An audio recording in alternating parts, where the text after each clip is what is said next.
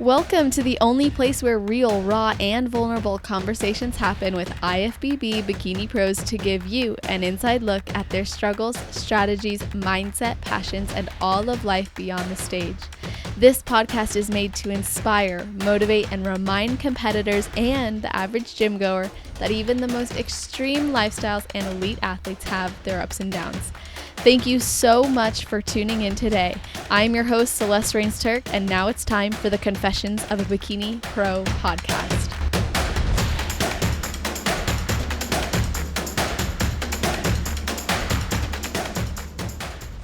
Today's guest is a mom of three who owns 3 big iron gyms and a coffee stand, all of which she opened up not that long ago, right? It's been almost a decade. Well, the coffee stand opened 6 years ago. So that was like my first Wow. little business. And then the gyms, we opened the first one in 2021, and then the second one in 2021, and then the third one just opened in 2024. So That's kind of hit awesome. the ground running with that. Yeah. You did. So you've also recovered from a heroin addiction. And this athlete's been clean for the last 11 years, which is amazing. And after competing in 4 regional shows, she went on to compete in USA's where she won second place and her pro card. She works at Big Iron Babes coaching for competition prep and posing. Welcome to the show, Laura Postor. How are you doing? I'm great. I'm great. I'm really happy to be here. Thanks for reaching out. This is Chapo, everyone. Yes, Chapo is Okay. on with us. So if you guys are watching on YouTube, you'll see her dog. So cute. So You before might we hear get, him snoring. yeah, you will hear him snore, but just know it's not either of us falling asleep on each other. So yeah, before we jump in, I gotta ask you if there's anything you do or think about, or maybe a ritual you have before your heel hits the stage. Um, so honestly, I just tell myself I'm a bad bitch. Yeah. I just like I just hype myself up a little bit. And I'm like, I just tell myself I worked really hard for this. I think yeah, I just kind of get in that. I turn on that mode. And I do it every time I practice posing too. So it's not really like when I practice posing, you'll see me smile and you'll see me like kind of go change my demeanor because I think that's helped me with nerves on stage. So Oh, interesting. When you say change your demeanor, you mean like getting into like that presentation mode? yeah, it's like almost like an alter ego, I guess, kind of Yeah, for thing. sure. That's amazing. So you tell yourself you're a bad bitch. And obviously, I think we all, when we start competing or when we go into it, no matter how long you do it, I feel like you still get the nerves and Yeah. like you get that adrenaline rush. So to be able to like talk yourself through that, but also to practice with that same mentality, that's a really great way to anchor for the stage and bring that same energy to it. So obviously, this is something that you've helped a lot of women with as well. What are some of the things, maybe other hacks that you include when you're going over posing with these women you work with? In terms of nerves or just like posing in Any general. posing tips? Yeah. I think that the biggest thing that I try to promote is that like simple and confident presents a lot better than like dramatic and like not very confident. Like you can tell if someone comes up and they haven't been practicing, right? But you can also tell if someone comes up and they're just nervous, but they have been practicing. So there's like, and I think that with all my girls, I just try to get the basics down, like let's perfect this front pose, let's perfect this transition, let's perfect this back pose, and then we can add all this stuff later. So confidence, I think, is the number one thing that I like to work on because it's like I think it's the most obvious thing when women are on stage, for me at least. I would agree with that. I notice that the more local shows I go to, the more I recognize this as well. I was at a show recently and I found that when someone doesn't feel confident, one, you can see it, but you can also experience it with them. Like you pick up Yes. on it. And I know the Yeah. judges must pick up on it too if we're all out there like, come on, you got this, Yeah. Yeah, I just posed with my coach for the first time in person. I flew down to Vegas to see Yeah. Adam Bonilla, and we had like a little posing thing, and oh my gosh, like it was so bad. I was so nervous. I like could not walk. I was like tripping over myself, and I was like, I swear I'm way better. But then I posed the next day and it was like much, much better. But like, yeah, the nerves can really mess with you on there. So Definitely. it's just practicing. I think you have to practice being confident. I guess that's kind of Mm. what I'm getting at, like, and I just like watching women like really settle into that person on stage. That's like the most fun part of coaching for me.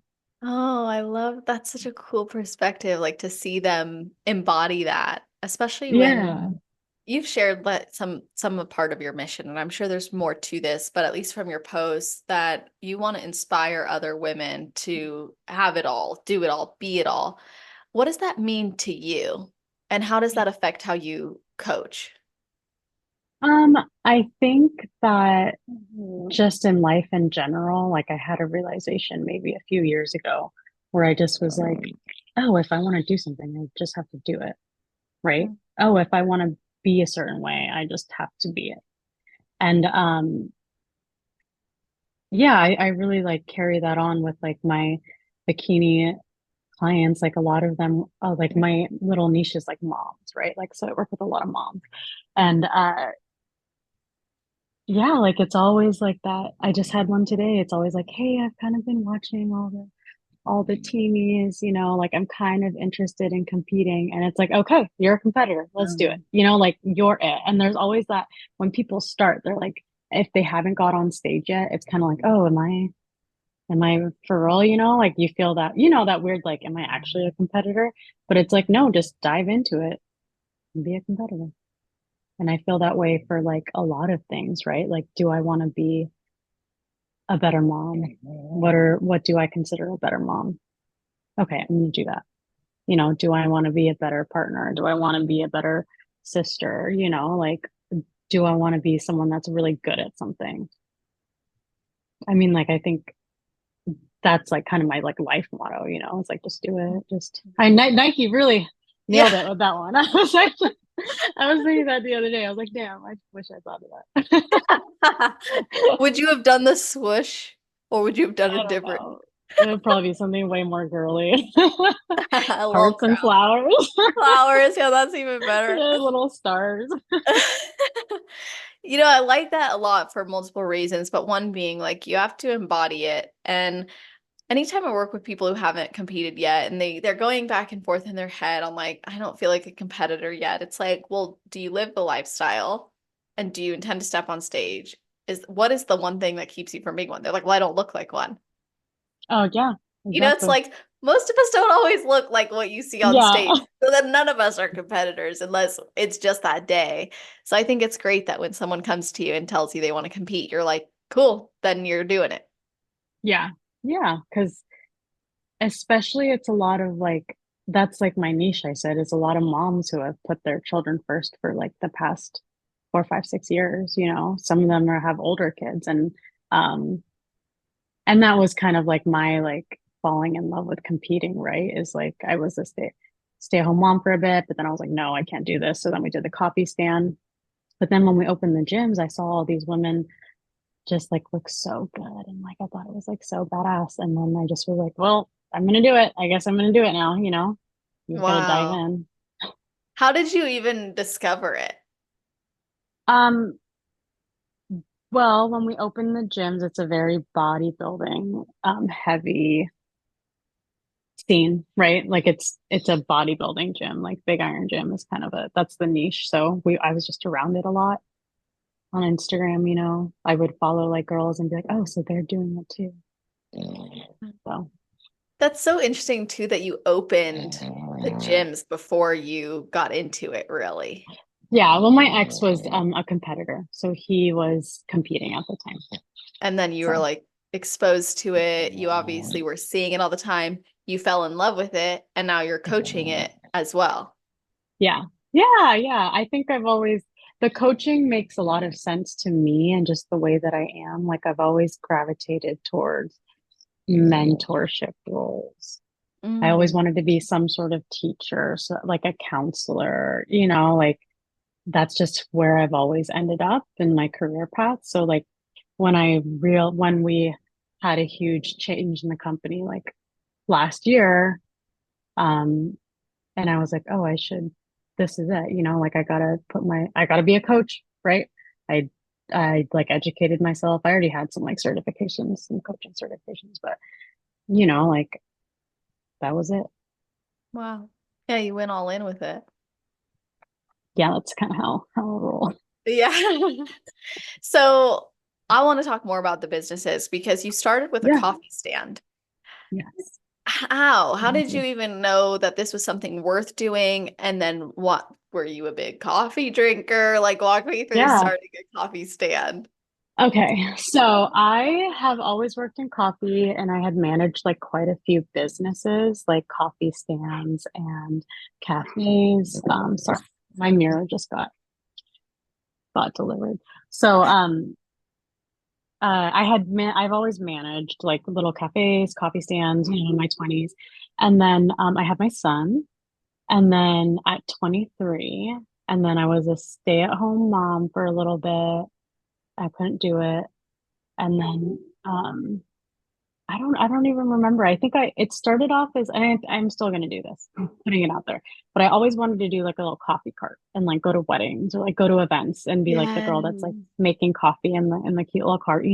So that's like still one of my goals. But that just kind of like snowballed into a brick and mortar coffee drive. Are there coffee stands where you're from?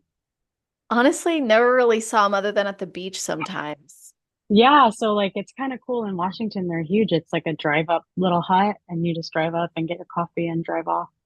So it's a good starter business for people that are like wanting to get into business owning. Yeah, I just had a girl staying with me from that area, and she's like, "You guys have drive-through coffee here?" And I was like, "We actually do." She's like, "Yeah, but it's not on every corner, and like Yeah, there it's there's a like lot. everywhere." There's a lot. There's a lot of coffee stands. Um, yeah, I love coffee. I drink a lot of coffee too. Did you have this idea because you saw it often and you liked it, or was it like you always wanted to run a business as well and it just seemed like a path because a lot of people were doing it? No, so at the time, it was just another source of income and like another thing for me to do pretty much. Wow. Yeah. Did that Yeah, help you? I'm trying to think of the timeline. I'm all confused. Did it help what? Did it help you as a mom? Because you said that you were really like you were being a Yeah. stay-at-home mom and you were entrenched in that. So how did that help you? Yeah, so that helped. I think that was like the biggest like step into myself during in motherhood. That was like that was the start of it, was I was a stay-at-home mom, and then I didn't go straight to the coffee stand. I just went and applied at this homeless shelter I was a doula at the time, so I was a birth Yeah. doula. And then so I just was like, I can't do it anymore. Like I can't do it. So I applied and I had an interview. I got a job, and I just told my ex, like when I got home, I was like, hey, I got this interview. I'm going to go get a job. I can't do this anymore. I can't just stay at home. Yeah. And then so I did that for a while. Um, and then I guess that was actually my very first business, my little sole proprietorship, Rooted Earth Doula Care. I Oh, I was a love that name.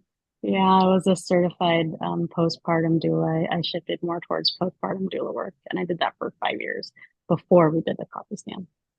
What does postpartum doula work look like as opposed to like preparing for the actual birth? Yeah, so postpartum doula work focuses more on once the parents have their baby and they're welcoming that child into like their family unit at home. So I was also like a certified lactation educator. So I helped moms with breastfeeding.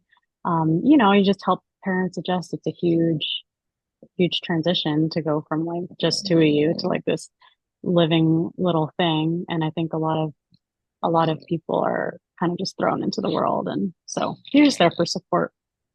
I really think that's awesome. Did you feel like you didn't have much support after you had your first child? Um, yeah, I would say, yeah, honestly, it was kind of hard. I had, so I didn't realize that I had like PTSD from like childhood trauma. And it like manifested like at the end of my pregnancy, and then right after my son, like it was a really rough, dark time. And I did have like my sister and my mom, but like I was very much like alone. Like my partner at the time was working like all the time. So I was just at home like with this little baby, and kind of like really going through it. So yeah. And then that kind of like evolved into like my practice as a doula. So then I started to specialize in working with moms who had experienced like sexual trauma and how that plays into childbirth, because that was like my journey, and I connected a lot with those women, and I was able to support people through that. So that was actually, yeah, I always smile when I talk about doula work because it was like just a special thing for That's me. so special. And it sounds so personal too. Like you really took your own experiences and maybe made purpose out of that pain, as they say. Yeah, yeah. So doula work is just something that I had to leave because it was just too emotionally taxing. Like, so I just couldn't do it really. But and I don't think I could ever go back, but it's just something that like I hold very, like I'm very proud of like the work that I did as a doula. And yeah, so then anyway, so there was that. And then we were still looking for more income. So then we just opened the coffee shop. Wow. And Yeah. then the gyms, and you have three of them. Now, the thing that's so crazy is most people fear a brick and mortar business, especially nowadays. Like, it's not usually the route people want to go. But you have four. So, Yeah. what's been the key to keeping those businesses alive as well as expanding and growing? Because this has been a progression. I think it's like a mixture of things, right? Like there's a little bit of like just risk taking and just like going for it. And then there is, I think, one of the biggest things that motivates me is like, oh my gosh, all these people like rely on me. Mhm. Like we have like 40 and almost 40 employees at the gym, right? I have 5 girls at the coffee stand, and um we just have to keep it running. Like these are some people's like legit jobs, like 40-hour a week jobs. And it's like that's something that really I don't take lightly, like, and it's like my only source of income. So It's also I your have to job. keep it going.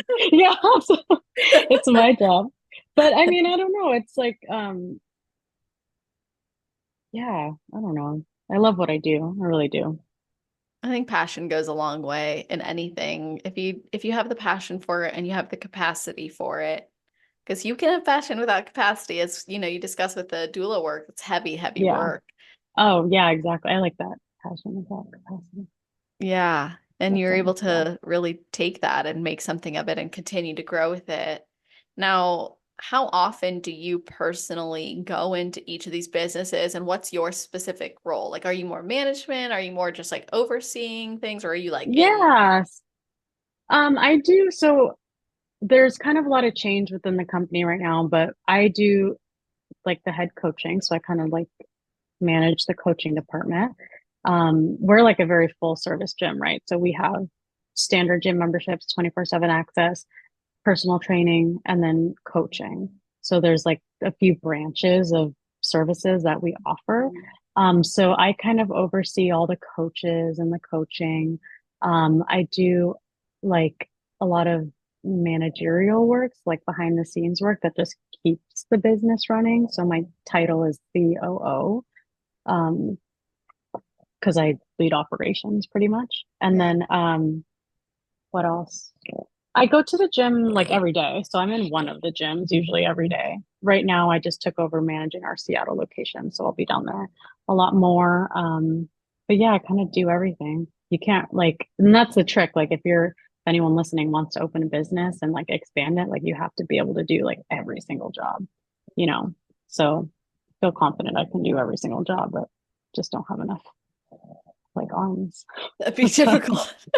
but like that's it. You got to do everything, and that's fun. It's very mom and pop shop, and I really am proud of that. And I want to hold that value, as it even as it expands. So I try to show face when I Yeah. can. I think that's so valuable. Like I remember I worked for a gym and the owner of that franchise was always there. He was Yeah. present all the time. And so it felt like it was very like it was like very much a family. He was heavily invested and involved. And I think that inspired me as an employee to be involved too, because I saw directly who it was impacting. Yeah. Yeah, exactly. And it's fun to watch, like, same thing for coffee, right? Like, it's fun to meet people and like watch their lives from kind of like afar, but like everyone is kind of going through the journey of life, right? Mm. And Yeah. I kind of like having all these like little connections and knowing all these people and watching them grow and change and, Aw, graduate college, get pregnant, have babies. Like, that's like one of the most fun things about owning all these businesses. that's cool. Uh, I'm gonna ask you a random question. Do you have a Yeah. favorite type of coffee? I actually just drink an Americano with two Splenda and then a splash of like milk. Just depends on what I have. Cashew milk right now because it's like very low calorie for my prep, Yeah, but that's what I drink. that's awesome. So you're like very simple in your Yeah, coffee. I am. Yeah, I can make like super fancy stuff, but it's just Yeah. so much sugar. That's like, yeah, it's a lot of sugar. I don't drink calories anymore. Yeah, not really worth it in a prep either. Yeah. So it sounds like you're really committed to the businesses that you have, and it hmm delivers so much fulfillment on multiple levels. What are you hoping to achieve? Like, do you hope to open more of these businesses? Are you like good with where you're at? What's your goal? Personally, I am pretty happy with where I'm at. I mean, nothing is out of the picture, right? Like, who knows what'll happen in like 3 years, 5 years. But right now, like, I think my focus is getting the businesses a little more organized. So just getting things a little more organized because we did expand like so quickly that Yeah. a lot of it is just like me behind the scenes, like running around with my head cut off like a chicken. But so yeah, like, and we're moving in the right directions, like I have site managers at each location that I trust very much. And we have some really good people in our corner. So right now I'm just trying to get us to a like more organized um run program Mhm. facility, I guess. Yeah. Are you a competitor looking to make mental gains and further your personal development? Are you struggling with the post show blues or feeling the pressure of prep? Maybe you're lost somewhere in the middle and not sure what's next. If you really want to make peace with food, your body, and your goals, then I highly recommend you check out my competitor card deck, which can be found at www.celestial.fit/cards. This is a free resource for competitors, and the deck includes 3 different series. One is affirmations and I am statements, another is the thought provoking question prompts that you could journal on or just think about, and the last deck includes action steps with specific mentorship that is going to support you in those areas of which I just mentioned. So, whether you're looking to feel better in your own skin, develop a healthier relationship with food, feel more motivated, connect deeply with yourself, or really get into your mindset to bring you closer to your goals, then these cards are for you, and I would love to see you utilizing them. Again, you can visit www.celestial.fit/cards to download yours right away. So, you have a very busy schedule as is. Like being a mom, that's a whole that's a whole Yeah. job in itself. So then to add on top of that 4 businesses and your lifestyle being in prep for your pro debut and also of course your previous preps, what's a day in your life look like if you can even describe it? And does Yeah. that change from prep to improvement season? Oh yeah, I love that question. So, I can tell you exactly how my days go. I Yay. wake up at like 5:30 or 6. I've noticed I've been waking up earlier, so more to 5:30 these days. But I wake up early. I walk my older dog Coco, the one that was barking, so she gets like a mile walk um when the kids are sleeping. And then Chapo gets a walk after her. Then I feed the dogs. Then I'll weigh myself. Then I'll Yeah. make my coffee. And then it's kind of just chilling until our nanny gets here. Sometimes the kids will wake up before she gets here. Sometimes they won't, but usually my typical day is wake up, dogs, breakfast with the kids or not. Then I'll do computer work till about noon, and then I train after noon, um, continue kind of working, and then come home. That's awesome. Yeah, yeah, it's a lot. And How I old can, are you? and Oh, no, oh, go ahead. I can, no, I was just to say I can work from like anywhere. So it's kind of easy, like I don't have to, the work that I do doesn't like require me to be like in the gym. So I truly am like always working, but Yeah, which I know that has its yeah, pros and cons. Like on one hand, I don't have to go in somewhere. On the other hand, I could answer an email at 2 a.m. and I know. I'm trying to get better at it. And like, it's just a lot. And I try to do like, I have to identify when it's like too much. And I think that's like what I'm learning is like, sometimes it's just like a little bit too much. And like, yeah, what can but that's something that we've been working on, right? Is like giving responsibility away where I can. So we have like a general manager now that I'm like slowly giving like more and more responsibility to because it takes it off my plate and it um is better for the business, right? Because they're a lot more efficient than I am when something comes up. yeah, that's a great point. There's certain I think expectations that each role in a business plays. And if you don't give someone those objectives to fulfill, it might make those lines blurry between who's really managing or handling that too. Yeah, exactly. Yeah. So, you said that you have a nanny come and spend time with your kids while you're working. I was like, wait, how old are your kids? Because I believe one of them has to be like 10, right? Yeah, so he's 9. My oldest is 9, 9. my son. And then our middle is 5, and then our youngest is 3. So That's it's so awesome. I know, I love them. I love being a mom. That's like my favorite. But I do a lot of stuff, but that's like my favorite thing to do and to Aw. say that I am. So Wow. yeah, they're sweet. They're cute. Did you always want to Um, be a mom? I did always want to be a mom from when I was like a little girl. I always wanted to have I'm one of 3, so I have 2 sisters. I always knew I would have 3 kids. Um, Mm, yeah, that's yeah, so they're cool. fun. Yeah, it is. I now that I think oh no, oh, you go go. ahead. Oh, I was gonna say, I think I cried the first time I like braided my daughter's hair because I was like, oh my God, I've been thinking about this since I was like your age. Aw, that's so sweet. Yeah. And I mean, even with doula work, like I think that parenting is just like such a transformative opportunity for people, like, Mhm. all right, this is it. This little baby is going to be dependent on me and I'm going to shape it the rest of its personality and experiences for like the rest of its life. So I think that it's just such a big role. It's such a big task. And yeah, yeah, I don't know where I was going with that, but I love parenting.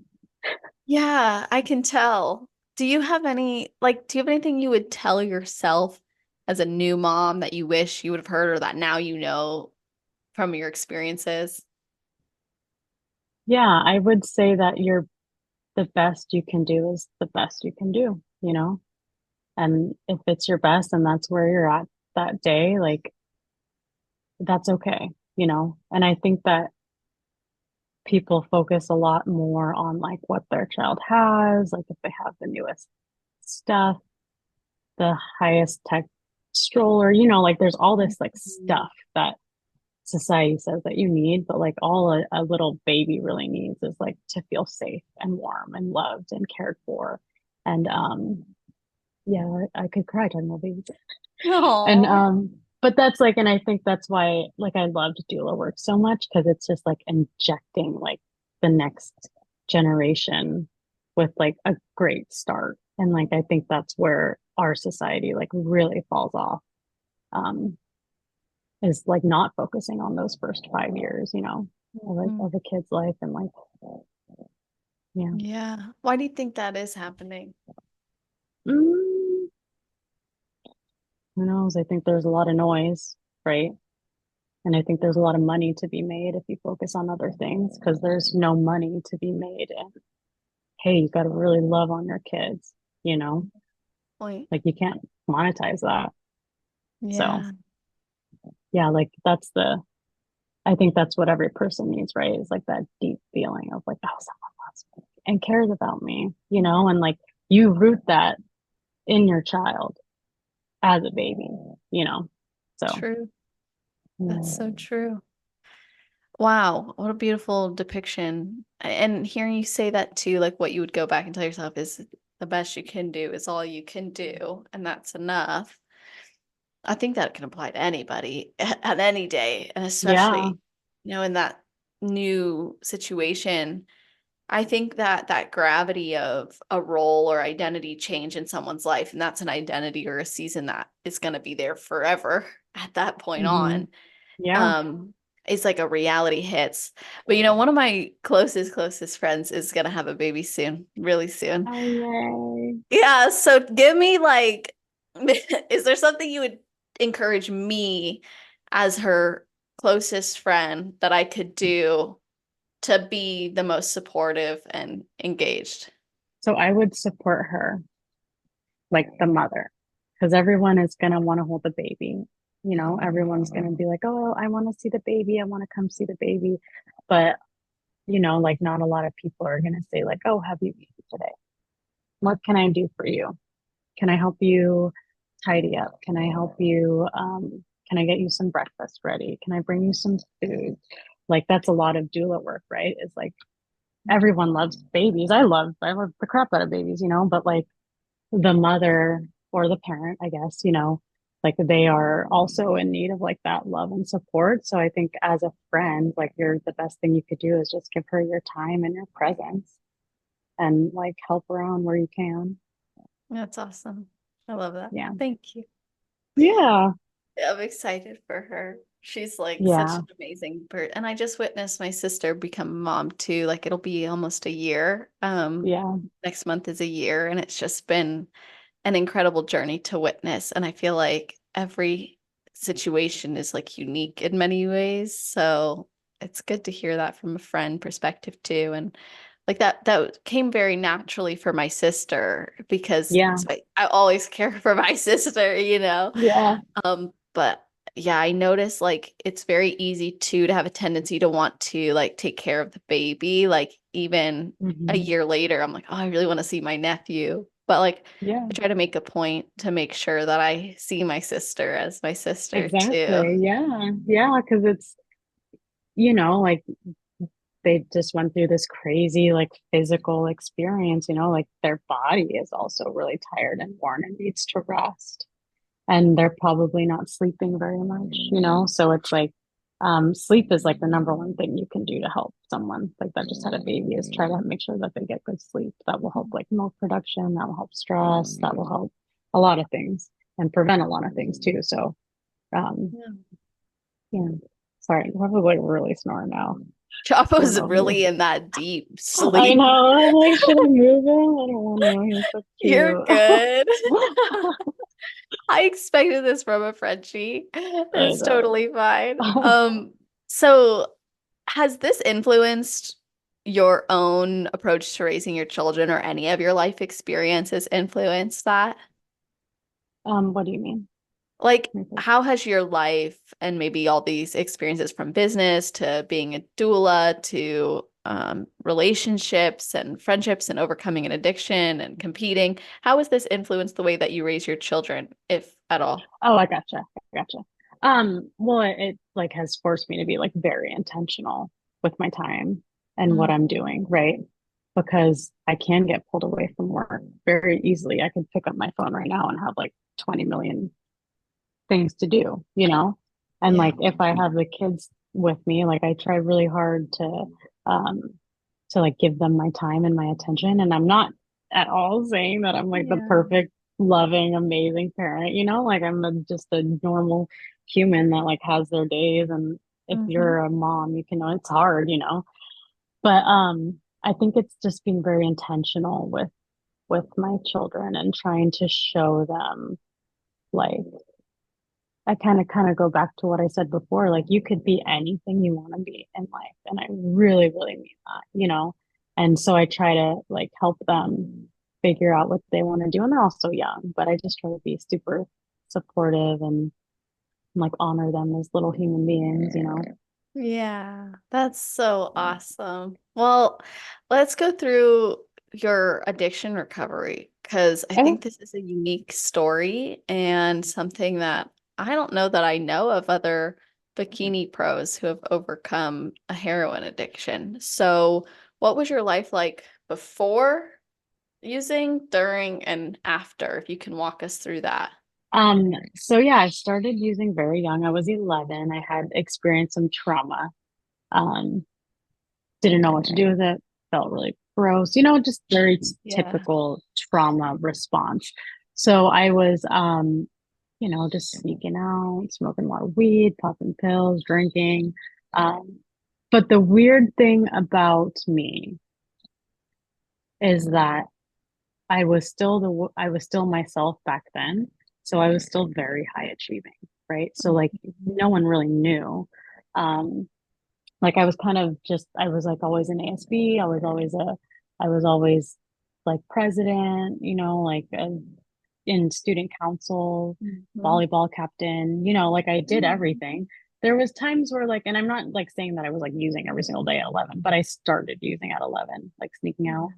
Um, in high school, I kind of kept it together pretty well. I still was pretty productive and high achieving, right? But I would like, if I partied, it was always like way too hard, like it was always like, oh, Laura's fucked up again, Mm-hmm. So I was always kind of like that girl.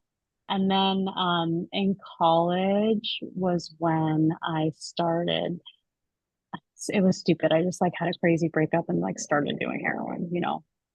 Um, I think it was always going to end up there, regardless of like the situation I was in. So I don't like blame anyone for it. But yeah, I just got really, I got introduced to, I don't even know. I started using, and I like it went downhill pretty fast. So I was at UW at the time, University of Washington, and I was also playing volleyball at a community college with because I had played volleyball like my whole childhood. And I was on a team with like all the girls that I'd played with. And I played a whole season of college volleyball on heroin. Like it's crazy. I was like, Wow. I know. It was like that battle of like, I know I'm a good person. I can do this. And then also like, oh my God, there's like so much trauma. I don't want to feel it or think about it, you know? So, did that. Eventually, it got to the point, obviously, where I was like, what am I doing with my life? And I went to rehab like 4 times in 6 months. And yes, 6 months. So I was like really just trying to get clean, trying to get clean. And then one time it just stuck, right? So I met yeah. So I was in NA and then I met my husband at the time. And then things just started getting better from there. Like then I stayed cleaner for longer. Um, and like I wouldn't say that like I'm not worried at all about like relapse on like heroin. That's like so far. That's not even it's not something that I think about.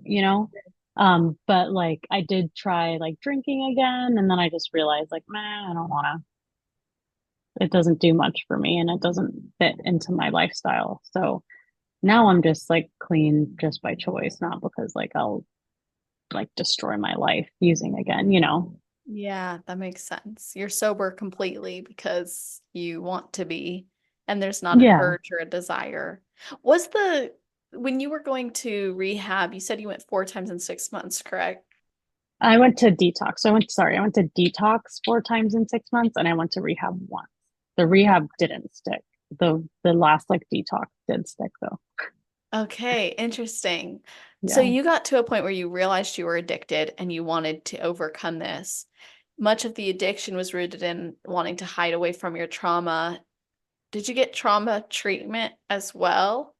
Yeah, so that was like I had PTSD, right? That was like what I was living with from 11 Yeah. until I did something about it at 24, 24.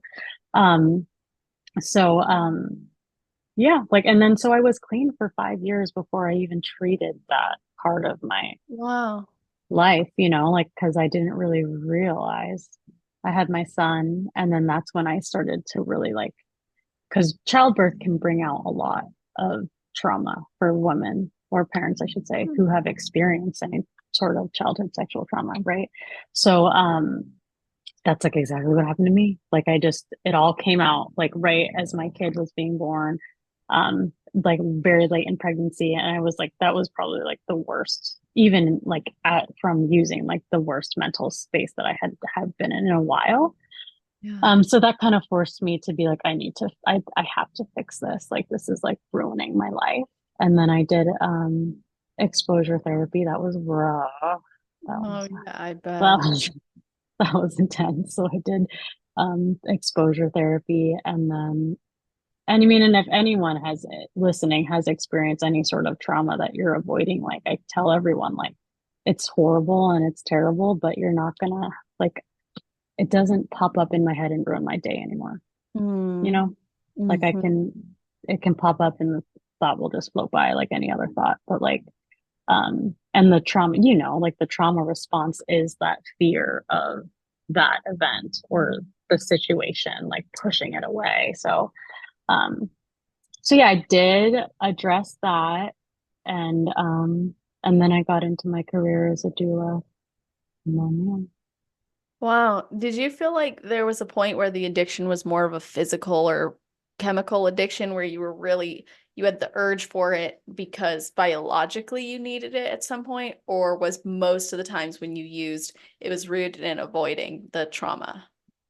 I think it's a mixture of both, honestly, but like heroin addiction, like opiate addiction is like the worst feeling that you'll ever feel in your whole entire life. So I really do relate with um like people experiencing homelessness on the street, like drug addicts on Mm. the street, because I do know like a lot of people don't want to be there, but like I can't even describe to you how sick you get. Like Mm. sick, and it's like traumatizing in its own. Um, so so yeah, it was a mixture of both. And then there's like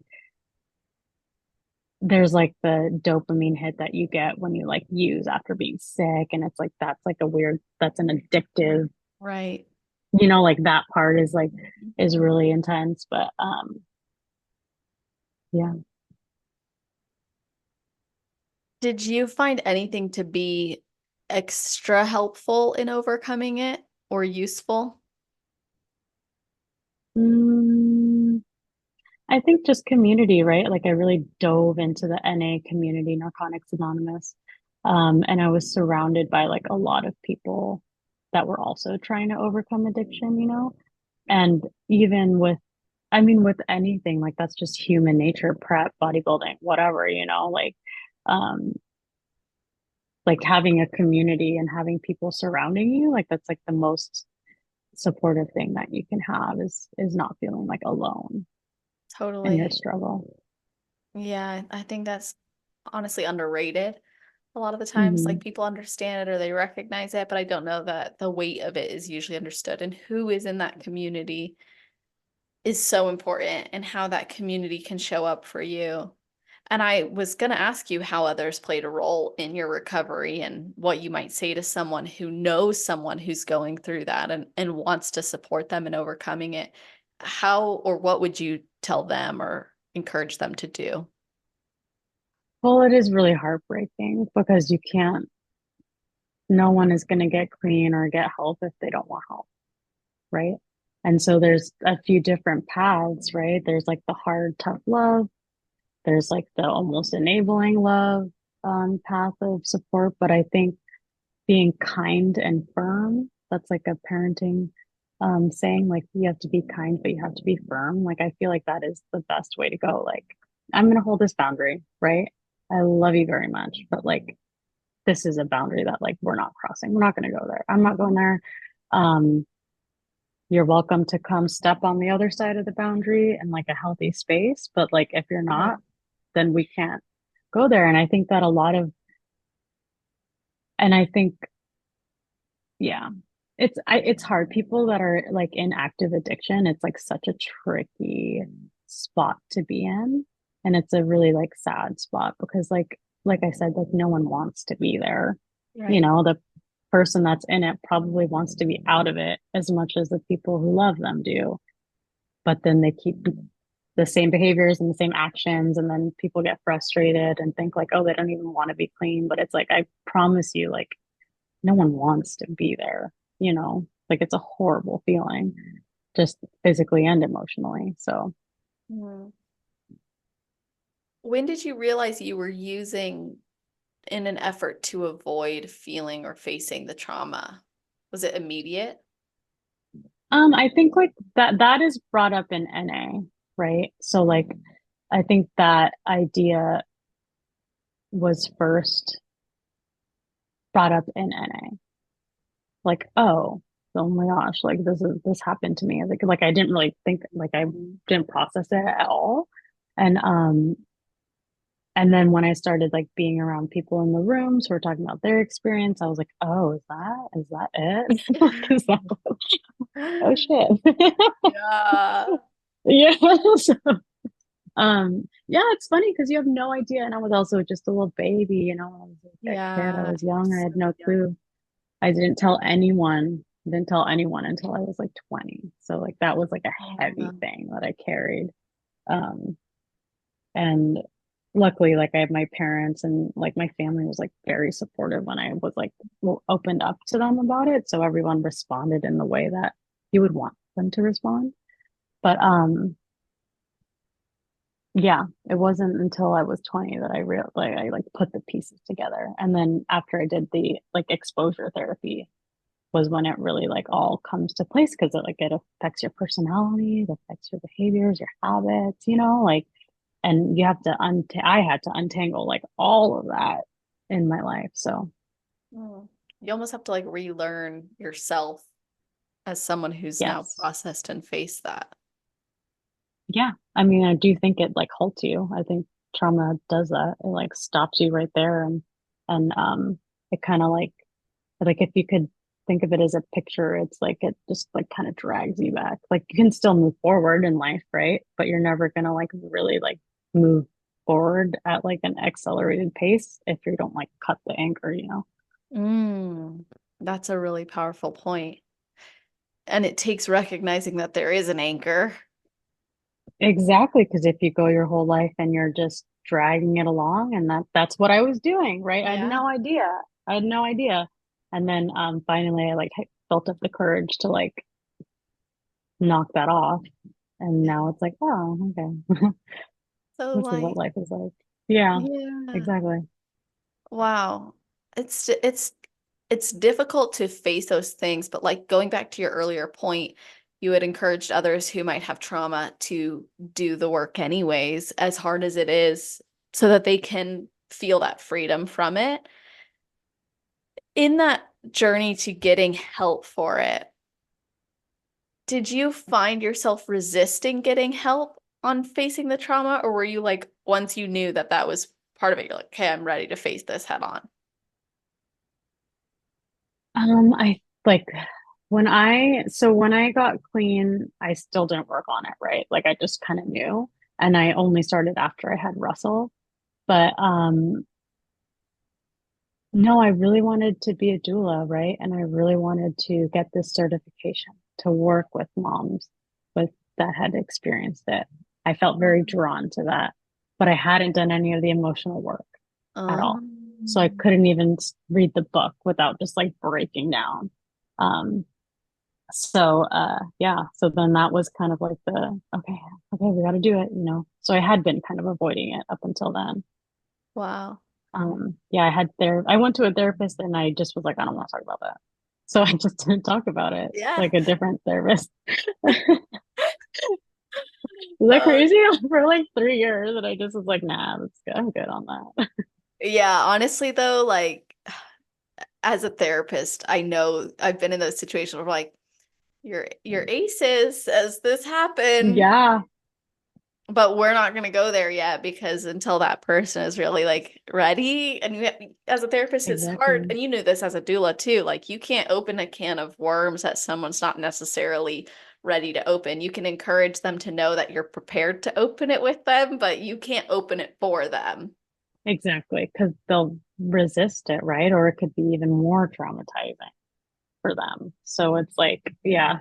So there, I did a whole few years of therapy, just didn't. talk about it. And then I found a different therapist who specialized in sexual trauma. She's still my therapist. I still see her That's today. awesome. I just saw her on Monday. But Good. and that kind of I was like, no, I gotta be a big girl, I gotta sort this out. I got kids. I can't let it affect my kid's life for the rest of his life. Definitely. Yeah, that's amazing that you faced it. And obviously, you've been very successful. You even mentioned earlier you've always been a high achiever and always been able to pursue great things. And it didn't hold you back, which is also incredibly impressive that despite that, although I imagine part of being such a high achiever and going for all these things is keeping yourself busy and your mind occupied with all of Yeah, that. it's like my avoidant personality. Yeah, like let me avoid everything by taking on as much on my plate as Like possible. actually, I should send this to my therapist. Yeah, She'd have a you're like, field I day. give you permission Uh, to enter my personal life right now in this. um, yeah, it is a lot. And I do like that is the thing. Like I have a literal like I'm staring at like a bucket full of mail that I haven't opened that I need to. Yeah, Like I wouldn't say that I'm the most organized and I wouldn't say that I'm the most efficient, right? Like I'm sure some of my employees are like super annoyed at me because I haven't done simple stuff that they've asked. right. But yeah, I mean everything is like but I'm doing my best. Like I don't like I literally do feel like I am trying my very best Yeah, and I go to bed and I'm okay with that. So yeah. I think that's so important. I used to be so hypercritical of myself, and I would always like judge myself for what I didn't do or couldn't do or whatever.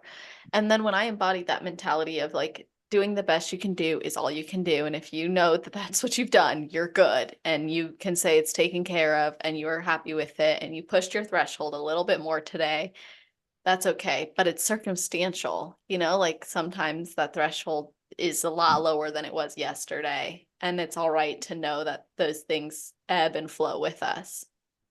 yeah. Yeah, exactly. Um I think that like what really triggered that like change in mindset for me was like I was also very, very, very I still am like pretty critical of myself. It's something I work on. But was like I think it was like my son when he was really little, he like said something. He did something and he said something and it was like along the lines of like it was just self-deprecating. And I was like, oh my God, I can't have that. Like I can't have this like beautiful little child like saying horrible things to themselves because they hear me saying it. So I think that was like a big like, oh, hold up. I don't want them. My daughters too, like that's something I'm very like, yeah, I'm just very committed to like setting them up to be like strong, successful, confident women. And like they're not gonna learn that if I don't lead that. Mhm. Wow. It's that like generational responsibility in a sense. Yeah. Wow. I want to go through your competition journey now because you had a very Okay. successful start and you went pro at your first national show. Like, that's impressive. I was curious if your goal was always to go pro or if this was kind of like, next step is to go to a national show because I qualified, or were you like, no, I want to go and go pro? No, I was pretty much like, I'm doing this like after my first show. Um, yeah, so I got into it, did my first show, got second in that one. Um, and then I think and I'm very like lucky with volleyball. So I played volleyball for so long that I have a strong like muscular base. So I started a little ahead, I think. And then yeah, I did my first show. At my second show, I won the overall. And then I had after that, in between my second and my third show, I had like the very classic, like binging, like really bad experience where I couldn't stop eating. I was developing this horrible relationship with food, like it was just not good. And then I did my third show and got second. And that was like hard. Yeah. That was a hard second place, but I deserved it. So it's like, well, what did you expect? We were not you were not on your diet at all. You were messing around. And then I took a full over a year off, and then I did my fourth show and then nationals. But I coached myself. So I coached myself pretty much for my third, fourth, and fifth show. Okay. You coached yourself for that? Yeah, I did. Wow. So what was different about coaching? Wait, did you say you coached yourself for the whole thing or Yeah. like, So I started, we had like my first coach was a good friend of ours for my first and pretty much second show, but I started breaking away like towards the end of the second, like peak week, of yeah. that second show. I kind of was like, I'm gonna do something else. And then Yeah. and then yeah, and then I was like, I just liked having I feel like I just know my body very well, So it just made sense to me. Yeah. And just experience, right? Like I just want to gain experience and I think it's a very visual sport and I feel like I have a good eye for it. So Mhm. Yeah. Okay. Well, now I'm fascinated to know you're working with Adam Bonilla, yeah. and he also has a great eye for this. Yeah.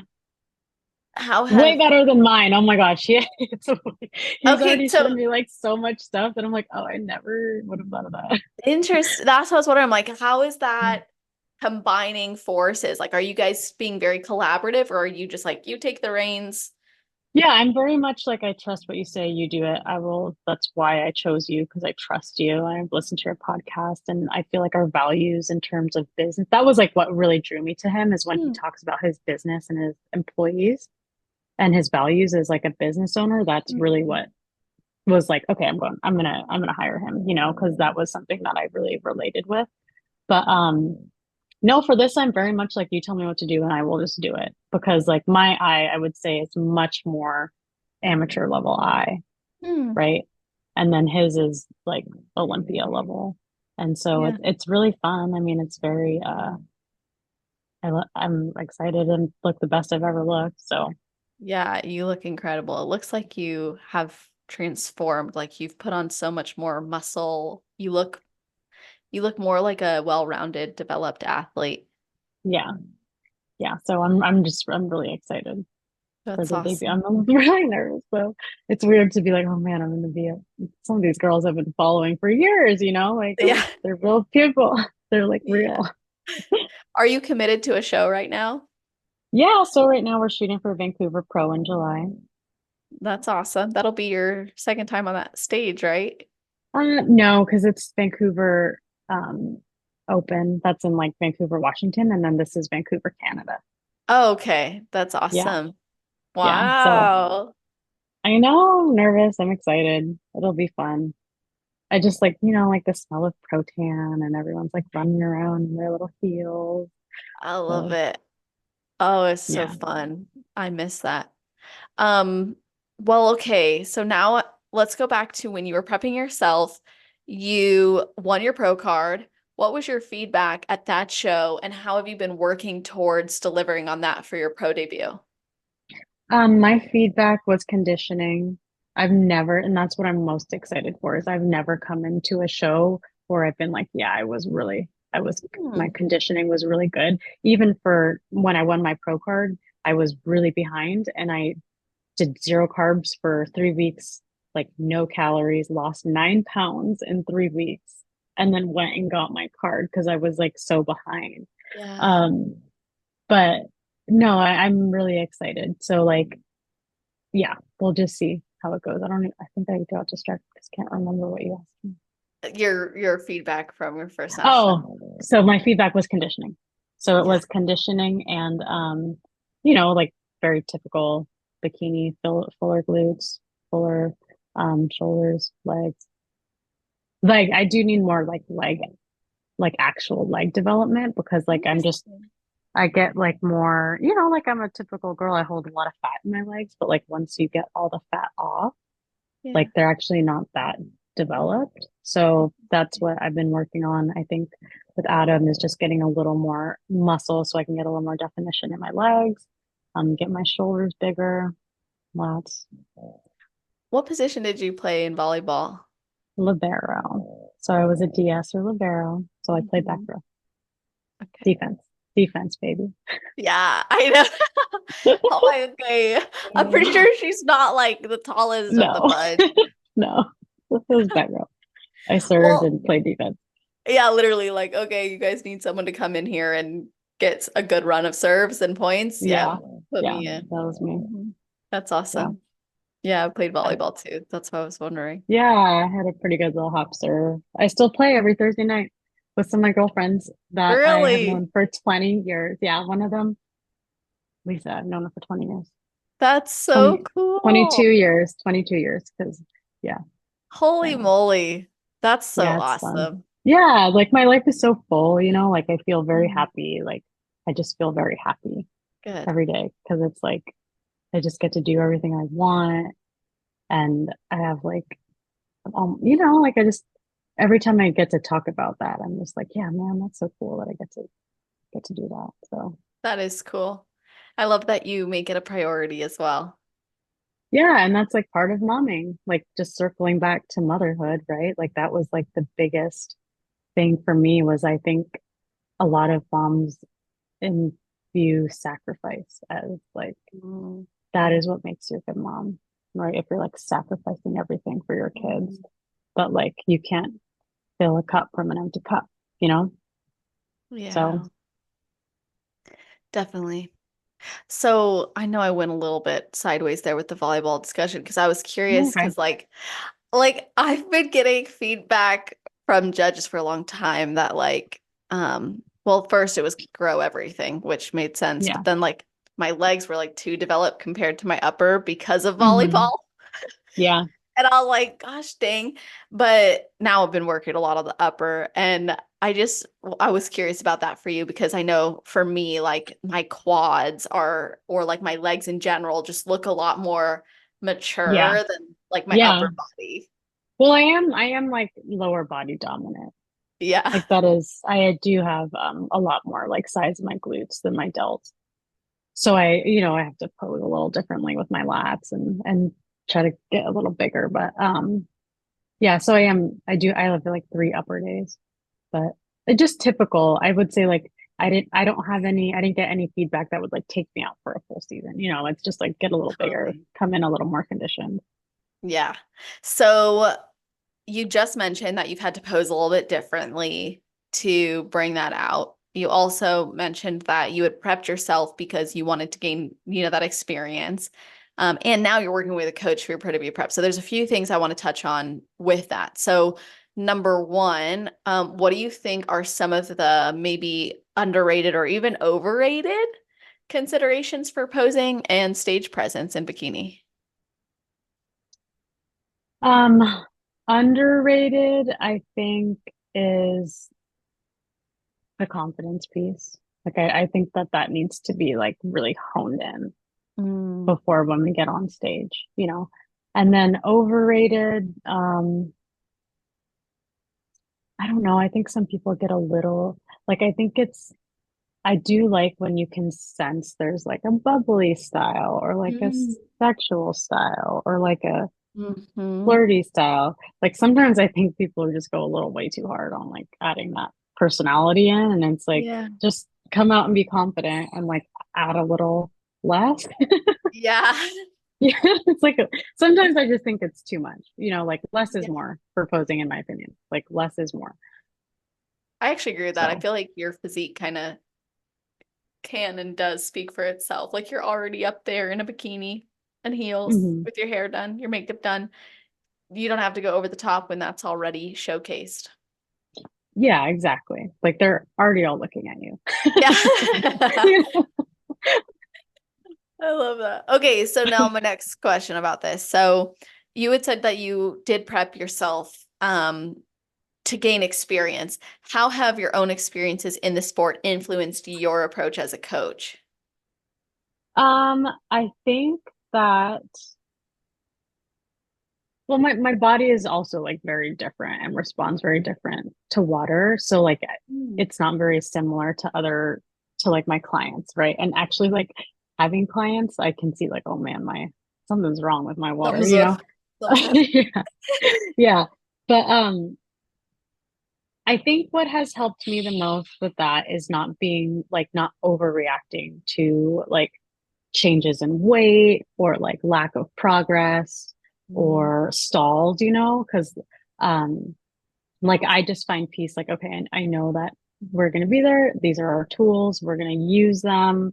Um, and that's that. Because when you coach yourself, it's like so stressful. It's like, oh my gosh, like mhm. you almost, it's kind of takes the fun out because you're hyper analyzing every single thing, every piece of data that you have, every picture you take of yourself.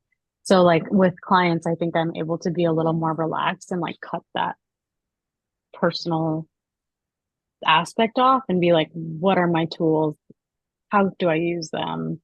How am I going to implement them to get them to this goal, which is like what I had done with myself, but just with a lot more like personal involvement.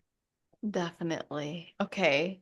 Now that you're a pro, what is your goal? Because it sounds like working with Adam, having the Olympia, it sounds like that's something you're working towards potentially or hope to achieve. Yeah. I mean, I do want to get an O qualification. Um, who knows when it'll happen. Right now, like instead of thinking more on that, I'm thinking like kind of touching back, like I've never been conditioned well. Like I feel Mhm. like I don't have stage shots that I'm like, dang, I look really good, you Interesting. know? So like Yeah. my goal this season is like I'm gonna get some like really good stage shots I where I look love that. really, you know how like some people get like they look like shiny and like Uh, their muscles are so full. yes. Like I just don't have any stage shots that I like yet. So I'm like, okay, that's my focus. I'm gonna get some bomb stage shots. I hope that you can get a Gilco video too at some point. Oh yeah, his are so They're so good. He did. I ordered one for North Americans, and like I look at it now, and I'm like, ooh, like I need to improve this and that. But I was but it's really, still so cool. Yeah. yeah, I was still really proud of it, and like I love to watch it, and like I actually liked it a lot because it was really crisp quality too. Where I Yeah, also was exactly. like a stage shot because it's so crisp. So yeah, I hope you could do that. And I think that's a cool way of looking at it. Like you're progressing in your own goals as well. But of course, the natural progression as a pro towards the Olympia qualification is in your map as well. Yeah, because that's like I think realistically anyone who's taking it seriously in the pro league, like that's what they're all going for. So like I have to keep my expectations low because some of these girls have been doing it for years and I'm like, all right. I feel it's like it's very motivating, but it is also like I do feel like anxious, like kind of Yeah. stressed about it. But why? Like I'm gonna have fun and I look the best I've ever looked. So Definitely. So has this prep been different at all from your past prep?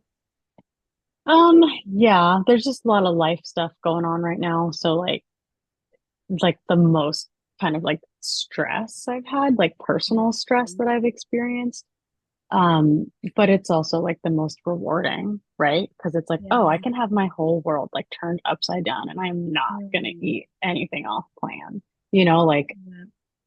like that feels really cool to me that I've been able to like stick to my diet and like continue with my prep and be like, that's gonna be my little like I shouldn't say redemption because I didn't really do anything, but like, Yeah. like that's my I don't know. That'll just make me feel really good at, when I step off the stage and I'm like, yeah, I did that, even though I like it was there were a lot of points where I could have been like, I emotionally I can't deal with this prep. But Mm, absolutely. I have been in a position where I've stood backstage and I've like teared up because I'm like, I made it here and think I didn't think I ever exactly. maybe would do this. And I did. And like that's a resilient, it's like a celebration of resilience in that moment. Yeah, exactly. Yeah. Exactly. Yeah. Like I just want to do it and then be proud that I did it at the end. Like that's my goal for that. So And you're proving to yourself that you can even overcome things that in the past were difficult for you through a prep, like food, relationship, or hmm those types of things. Fixating on data, which you're no longer doing, which is also awesome. I love that you can instill that in your clients too, but then also to do it during the hardest time. That's a big yeah. deal. Yeah. So that's yeah, that's it. Like this prep has been like very, very difficult. Like I'm not gonna like Yeah, sugarcoat it, right? It's been like a very hard prep for me, but in a way, like, yeah, it's the most rewarding one, you know? So for sure. I'm just enjoying the ride. I love prepping, so Mm, that's awesome. Well, I know we've covered so many things. Is there anything that you were wishing I would ask you about that I didn't ask you? um, no, honestly, I feel like that was a lot. I know. I hope I'm I so didn't talk too happy. much. I'm sorry. I was like, No, dang, you I'm really don't. talking a I lot. literally like I was so happy. I'm looking over here. This is where I have notes and I highlighted everything. I'm like, yes, we got to cover everything Yeah. that I wanted. Oh, good. Yeah, so I feel like so gratified in this. And I've enjoyed our conversation so much. And I always Oh, like me to, too. I'm glad. That makes me happy as well. I love when I hear that it's mutual. Yeah, you're a great interviewer, honestly. Oh, Very thank good. You're you. very good at that. Thank Yeah. you. I appreciate that. I'm like 300. I think you're going to be like the 300 something episode. So if I wasn't, I probably shouldn't be doing this. 307, baby. Let's see. Like, okay, that one really sealed the deal. Uh, I so I love like that. to end the episodes by asking your best advice. So what would be your best advice for someone who has Oh, wow. never competed before but wants to? And then your best advice for someone on their road to pro? Just do it for the first one.